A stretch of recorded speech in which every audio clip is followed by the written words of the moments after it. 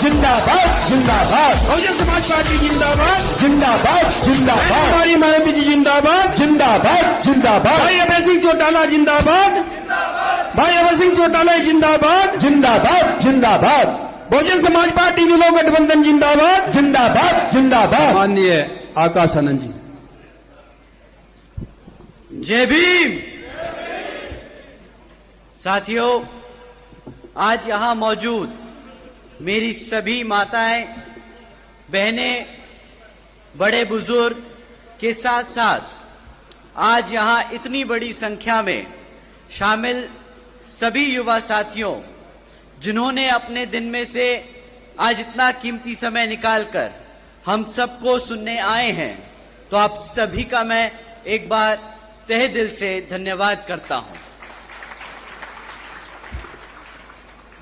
और आज इस विशाल जनसभा को सफल बनाने के लिए जो हमारे बसपा और एनएलओ के सभी छोटे बड़े पदाधिकारी एवं नेतागण और हमारे मूवमेंट की जान, हमारे मेहनतकश कार्यकर्ताओं ने जो मेहनत कर आज इस सभा को सफल बनाया, तो आप सभी का भी मैं तहे दिल से धन्यवाद करता हूं। साथियों, मैं यहां हरियाणा में होने वाले विधानसभा आम चुनाव के संबंध में कुछ जरूरी बातें आप लोगों के बीच में रखना चाहूंगा, परंतु पहले मैं अपने सभी संतों, गुरुओं व महापुरुषों में से खासकर महात्मा ज्योतिबा फूले, छत्रपति शाहूजी महाराज, नारायण गुरु, पेरियार रामास्वामी जी, बाबा साहब डॉक्टर भीमराव अंबेडकर जी एवं मान्यवर साहब श्री काशीराम जी को नमन करता हूं। साथियों, मैं बहुजन समाज पार्टी की राष्ट्रीय अध्यक्ष व उत्तर प्रदेश की 4 बार मुख्यमंत्री व पूर्व सांसद आदरणीय बहन जी के नाम से लोकप्रिय बहन कुमारी मायावती जी का मैं पूरे तहे दिल से आभार प्रकट करता हूं। साथियों, जिन्होंने अपनी पूरी जिंदगी बामसेफ, DS4 वे बीएसपी के जन्मदाता एवं संस्थापक मान्यवर साहब श्री काशीराम जी के बताए हुए रास्ते पर चलकर परम पूज्य बाबा साहब डॉक्टर भीमराव अंबेडकर जी के मानवतावादी व आत्मसम्मान व स्वाभिमान के मूवमेंट के कारवां को अपने आजीवन त्याग, तपस्या व कड़े संघर्ष के जरिए एक नई राजनीतिक ऊर्जा, शक्ति प्रदान की है तथा उत्तर प्रदेश जैसे विशाल व महत्वपूर्ण राज्य में 4 बार अपनी पार्टी बीएसपी के नेतृत्व में सरकार बनाकर खासकर बहुजन समाज के लिए एक ऐसी मिसाल बन गई हैं, जिससे प्रेरणा लेकर करोड़ों लोग यहां हरियाणा में भी सामाजिक परिवर्तन व आर्थिक तरक्की के मिशनरी कार्य से जुड़ चुके हैं। इतना ही नहीं, बल्कि मैं खुद भी उनके इस नेतृत्व से प्रभावित होकर बीएसपी मूवमेंट से जुड़ा हूं और उनके पदचिन्हों पर चलकर इस मिशनरी दायित्व को, कर्तव्य को व फर्ज को अपनी आखिरी सांस तक निभाने की पूरी कोशिश करूंगा। साथियों, मैं हमारे alliance partner Indian National Lok Dal NLO के संस्थापक एवं पूर्व उप प्रधानमंत्री श्री चौधरी देवीलाल जी को तहे दिल से नमन करता हूं। साथ ही एनएलओ के राष्ट्रीय अध्यक्ष श्री ओम प्रकाश चौटाला जी और आज हम सबके बीच में मौजूद एनएलओ के महासचिव, राष्ट्रीय महासचिव और हमारे गठबंधन की ओर से हरियाणा प्रदेश के मुख्यमंत्री के उम्मीदवार श्री अभय सिंह चौटाला जी का भी तहे दिल से धन्यवाद और आभार प्रकट करता हूं। साथियों, पिछले 10 सालों से यहां पर हरियाणा प्रदेश में बीजेपी की सरकार चल रही है और अब चुनाव सर पर है, तो ये बीजेपी के लोग फिर से आपके बीच में आकर आपसे वोट मांगने का काम करने वाले हैं। परंतु साथियों, इस बार आप सबको वोट डालने से पहले इनसे कुछ जरूरी मुद्दों पर सवाल करना बहुत जरूरी है। साथियों, मैं आपसे जाति और धर्म के आधार पर सवाल करने को नहीं कहूंगा। मैं आपसे कहूंगा इनसे सवाल जरूर करें शिक्षा पे, रोजगार पे और यहां हरियाणा में बढ़ती हुई महंगाई पे। साथियों, यहां मौजूद सभी मां बाप और युवा साथियों से मैं पूछना चाहूंगा कि क्या मिला है आप सबको शिक्षा के नाम पर इस बीजेपी की सरकार में? बताइए साथियों, पिछले बीजेपी की सरकार के चलते हुए पिछले 10 सालों से सरकार ने यहां पे 5000 से ज्यादा प्राइमरी स्कूल बंद करने का काम किया। साथियों, एक तरफ पढ़ने वाले बच्चों की संख्या बढ़ रही है और दूसरी तरफ भाजपा की सरकार हमारे प्राइमरी स्कूल्स को बंद करने का काम कर रही है। साथियों, आज प्रदेश में 2200 सरकारी सीनियर सेकेंडरी स्कूल्स में 1000 से ज्यादा स्कूलों में प्रिंसिपल नहीं है। साथियों, जब आपके बच्चों के स्कूल बंद कर दिए जाएंगे और जब उन स्कूल बचे कुचे स्कूलों में और अगर पढ़ाने के लिए शिक्षक नहीं होंगे तो आप ही बताइए कि क्या यहां हमारे बच्चों के भविष्य से खिलवाड़ हो रहा है कि नहीं हो रहा है? आप ही बताइए, अगर इस तरह सरकार चलती रही तो क्या वो आपके बच्चों के भविष्य से खिलवाड़ कर रहे हैं या नहीं? बताइए, हाथ उठा के बताइए, आपको लगता है खिलवाड़ हो रहा है कि नहीं? साथियों, बीजेपी के शासनकाल के दौरान शिक्षा के नाम पर सिर्फ पेपर लीक की खबरें हमें आए दिन सुनने को मिलती आ रही हैं। साथियों, ऐसा कोई भी सरकारी डिपार्टमेंट नहीं बचा जिसकी भर्ती के परीक्षा के पेपर पिछले 5 से 10 सालों में ना लीक हुए हों। आप ही बता दीजिए, जो हमारे युवा साथी आज यहां मौजूद हैं, आपने कितनी सरकारी नौकरियों के लिए परीक्षा दी और कितनी आपके परीक्षाओं के जो दिए हुए पेपर हैं वो लीक हो गए और आपको नौकरी नहीं दी गई? बताइए, यहां मेरे जितने भी युवा साथी हैं हाथ उठाकर बताइए। साथियों, हकीकत तो ये है कि बीजेपी हो या कांग्रेस, दोनों ही पार्टियों ने हमारे बच्चों के भविष्य के साथ खिलवाड़ किया है। एक ने सरकार में रहकर कुछ नहीं किया और दूसरा विपक्ष में रहकर भी हमारे बच्चों की शिक्षा के लिए आवाज नहीं उठा पाया। तो साथियों, आप बताइए, क्या ऐसी पार्टियों को हक है सत्ता में आने का दोबारा? बताइए, हक है कि नहीं? तो साथियों, आने वाले इस विधानसभा आम चुनाव में इसका जवाब आप यहां अपनी बीएसपी और एनएलओ पार्टी के सामने वाला निशान बटन दबाकर अपने यहां प्रत्याशी को जिताकर और हमारे अभय सिंह चौटाला जी को मुख्यमंत्री बनाकर उनको खदेड़ बहार कर ये जवाब जरूर देंगे। साथियों, एक तरफ बीजेपी और कांग्रेस की सरकार जो गरीब विरोधी नीतियों पर चल रही है और दूसरी तरफ हमारी आदरणीय बहन कुमारी मायावती जी की नीतियां हैं, जिसके तहत चलकर यूपी में बीएसपी की सरकार ने सावित्रीबाई फूले बालिका शिक्षा आशीर्वाद योजना चलाई थी।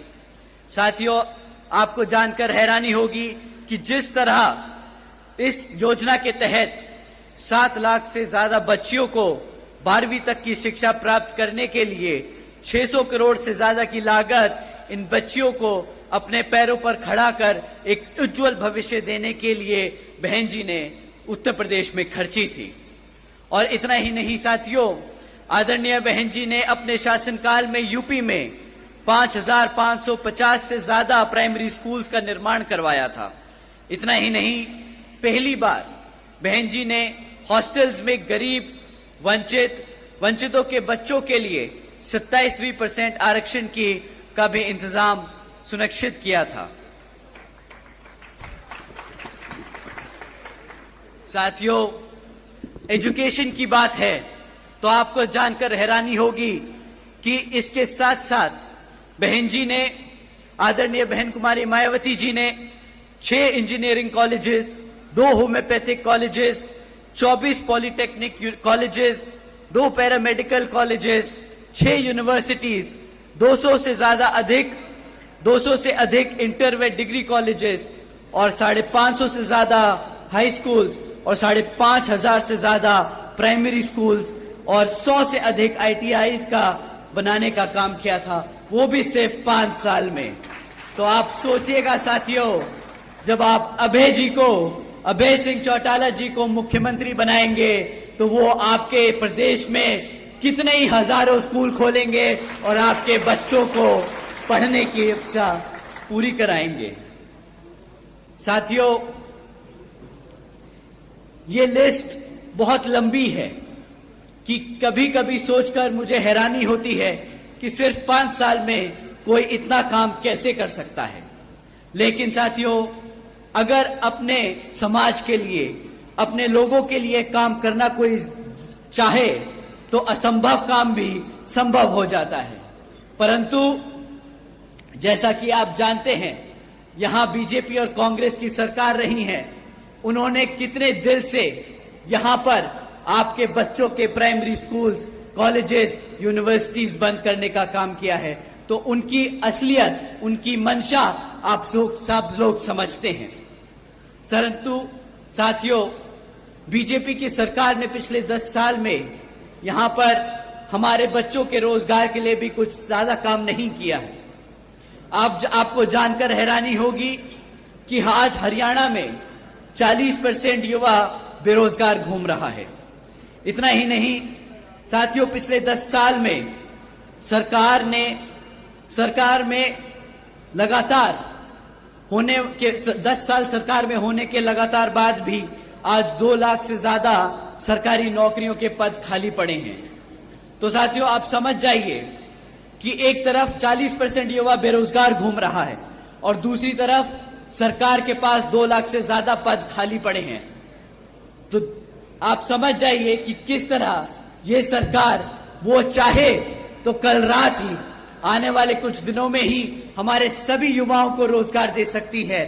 परंतु वो ये रोजगार देने की बजाय कौशल विकास निगम जैसी योजनाएं चलाकर परमानेंट जॉब्स को और कॉन्ट्रैक्चुअल जॉब्स के तहत यहां लोगों को रोजगार दे रही है। आपको जानकर शायद हैरानी हो कि ये जो परमानेंट जॉब्स हैं, इसके तहत आपको संविधान में दिया गया जो आरक्षण है वो मिलेगा, परंतु कॉन्ट्रैक्चुअल जॉब्स में कोई आरक्षण की व्यवस्था नहीं है। तो साथियों, ये सरकार सिस्टमैटिक तरीके से आप लोगों का आरक्षण खत्म करने का काम कर रही है।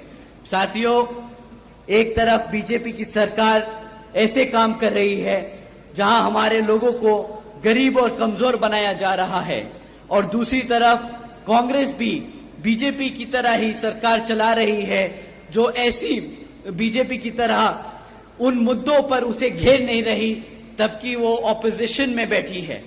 साथियों, आप लोगों को समझना होगा कि किस तरह बीजेपी आपके बच्चों को, आपके भविष्य को खत्म करने का काम कर रही है और कांग्रेस उनका चुपचाप विपक्ष में बैठकर उनका साथ दे रही है।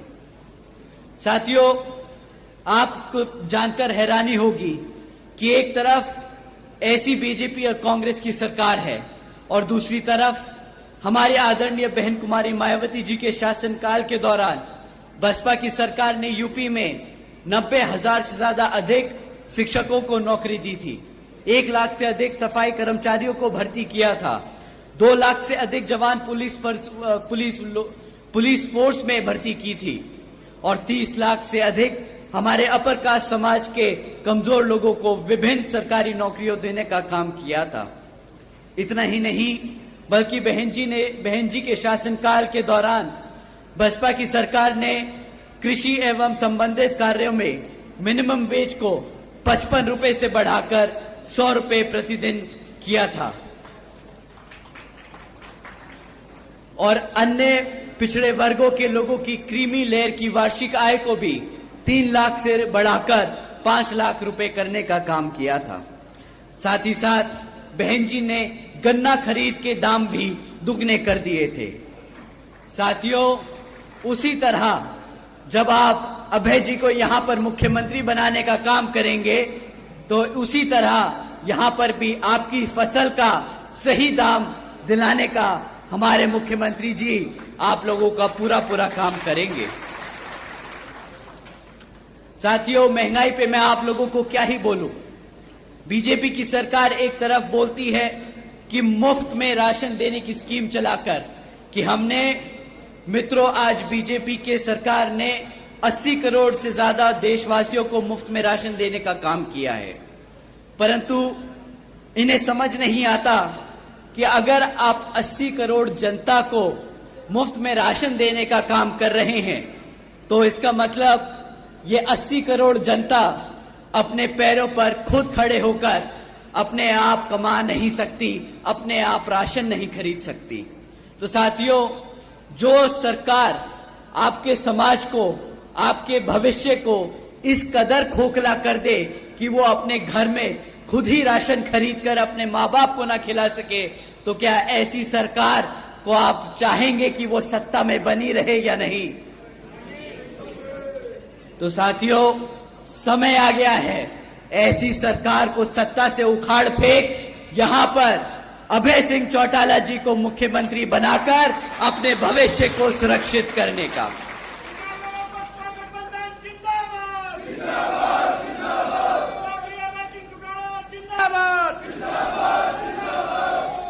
साथियों, इन्हीं कुछ जरूरी बातों के साथ ही अब मैं आप सभी लोगों से और मेरी तरफ से मेरे साथ साथ व खासकर आदरणीय बहन कुमारी मायावती जी की भी यही विशेष अपील है कि इस विधानसभा आम चुनाव में आप सभी लोग हर मोर्चे पर सावधान रहें। आपका वोट बहुत कीमती है, आपका वोट कोई खरीद ना पाए, आपका वोट कोई लूट ना पाए, आपका वोट कोई पढ़ने से रह ना जाए। जाति, बिरादरी, धन बल, मंदिर मस्जिद या किसी भी भावना आदि के नाम पर कोई स्वार्थ में अपने जाल में आप लोगों को फंसाकर आपके वोटों का दुरुपयोग ना कर ले, क्योंकि देश के हर एक महिला, पुरुष व युवा को वोट का अधिकार यहाँ परम पूज्य बाबा साहब डॉक्टर भीमराव अंबेडकर जी के अति महत्वपूर्ण देन है। और मैं आप सभी से यह भी खास अपील करता हूं कि आपके यहाँ जिन क्षेत्र में बीएसपी और एनएलओ के विधानसभा उम्मीदवार चुनाव लड़ रहे हैं, तो उन्हें आप लोग वोटिंग मशीन पर बीएसपी का हाथी चुनाव चिन्ह और एनएलओ का चश्मे का चुनाव चिन्ह के सामने वाला बटन दबाकर भारी वोटों से यहां जरूर जिताने का काम करें। और अब अंत में मैं अपनी बात खत्म करने से पहले एक बार फिर से आप सभी का तहे दिल से धन्यवाद करता हूं। आप सब आज यहां इतनी बड़ी संख्या में मौजूद हुए, आप सबका तहे दिल से धन्यवाद। जय भीम, जय भारत।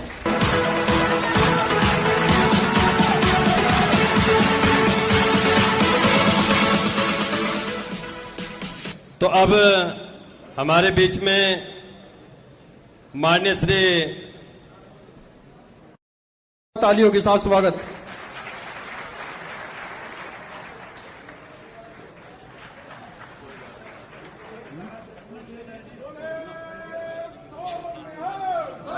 श्री अकाल वाहेगुरु जी खालसा, वाहेगुरु जी फतेह।